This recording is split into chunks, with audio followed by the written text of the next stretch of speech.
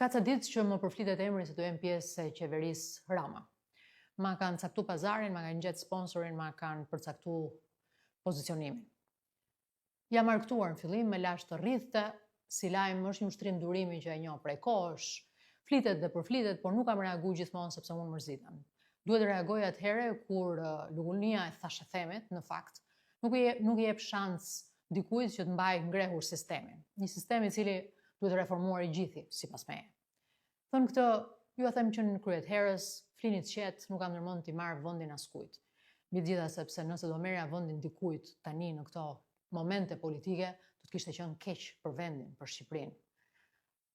Në kryet herës do t'ju them gjithashtu në këtë komunikim të shkurtër, qartësues dhe krejt të rehatshëm për mua, nuk më thret mua njëri në politikë, nuk pres unë ftesa nga tjerët në politikë.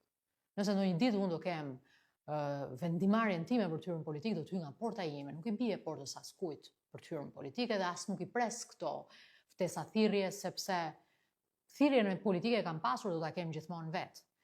Vendimi im për të hyrë në politikë do të jetë sepse unë do të kem diçka për t'i kërkuar Shqipërisë, sigurisht sepse kam diçka për të ofruar nëse do të mendoj në ato çaste Shqipërisë.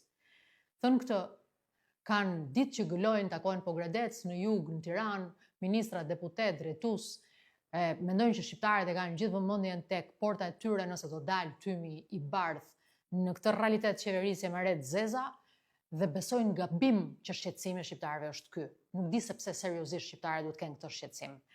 Sepse ndërsa këta shqetësohen për vendin e tyre dhe postin e karrigës tyre, shqiptarët kanë një shqetësim madhor që bërtasin kudo kanë apo jo ende vend në Shqipëri. Ka një besë të madhe për t'u lidhur në fakt. Një besë e njerëzillikut shqiptar për të folur për çështjet e mëdha të zhvillimit, të cilat nuk lidhen më me njishin.